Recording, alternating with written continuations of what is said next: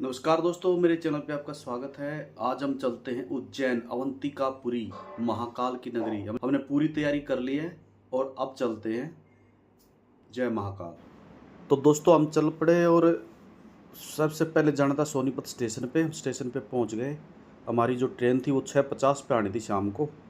तो ट्रेन आ गई और अपना बैठ के हमने सीट नंबर ले लिया। स्लीपर की बुकिंग करवा रखी थी। एकदम से प्रोग्राम बन गया लेकिन सीट मिल गई फिर भी।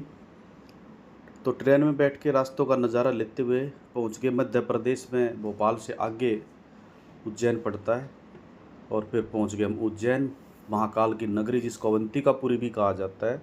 स्टेशन जो है वहाँ पे भी काफ़ी भीड़ थी और इधर उधर दुकानें थी। और फिर हमने शिप्रा नदी पे पहुँच के स्नान किया। शिप्रा नदी को मालवा की गंगा कहा जाता है, मोक्षदायिनी, भगवान विष्णु से संबंधित।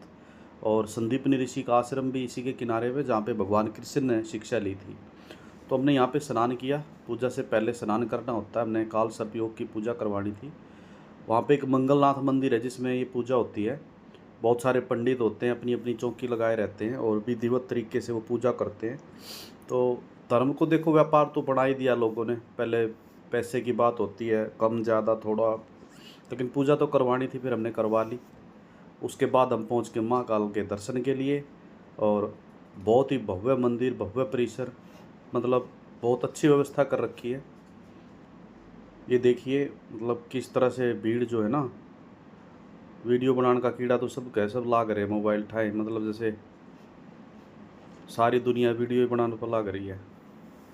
ये बीच में बेंच रखे गए हैं, व्यवस्था कर दी गई, भाई कोई बूढ़ा आदमी थक जाए तो बैठ जा।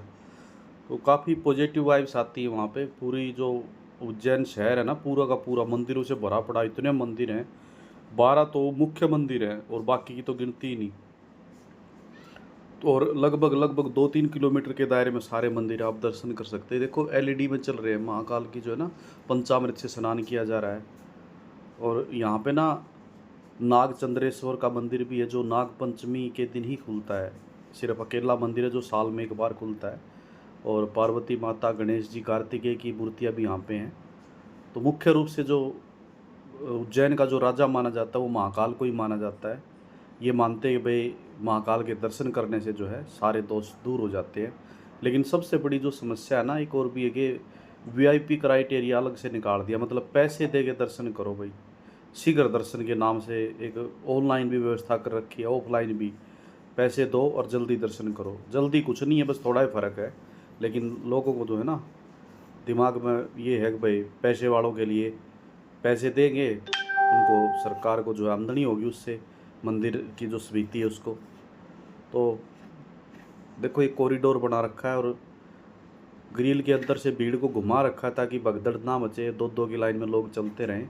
लोगों में खासा उत्साह था। एक पॉजिटिव वाइब्स जो आती है भाई भगवान के दर्शन के प्रति जो है। देखो हमारा सनातन धर्म इस चीज़ में आगे ही है सबसे। और अंत में वो समय आ ही गया जब हमने भगवान के दर्शन किए, महाकाल के दर्शन किए, जिसके लिए हम इतनी दूर से आए थे। और एलईडी में भी सब कुछ लाइव दिख रहा है और साथ में नीचे जो है हम दर्शन कर सकते हैं। होना जाना क्या है वो तो पता नहीं है, लेकिन कम से कम मन को बड़ी शांति मिलती है, एक पॉजिटिव वाइब्स मिलती है भाई। एक जो प्रसिद्ध ज्योतिर्लिंग है, 12 ज्योतिर्लिंग में से कम एक के तो हमारे को दर्शन हो ही गए। और सबका भला करने वाले हैं महाकालेश्वर भगवान शिव। इनका बहुत महत्व है भाई। बहुत ही जो है अच्छी व्यवस्था की गई है मंदिर में। बाहर जो कॉरिडोर पे आप देखोगे, बाहर आने के बाद में बड़ी भव्य मूर्तियां बनाई गई हैं। मतलब कि मन लग जाता है वहाँ पे। ये देखो कॉपर कलर में बहुत अच्छी मूर्तियां बनाई गई हैं। इधर उधर जितनी भी देखोगे, भगवान शिव की जो मुद्राएं ना, जो लीलाएं थी, उनकी कथा एक तरह से कह सकते हो, जिन जिन रूपों में उन्होंने अपने जीवन को प्रदर्शित किया है। और ये हमारा किन्नर समाज गेट पे पैसे मांगने के लिए खड़ा है, जैसे टोल टैक्स पे खड़े रहते हैं। और ये हमारा महाकाल का मंदिर। जय महाकाल।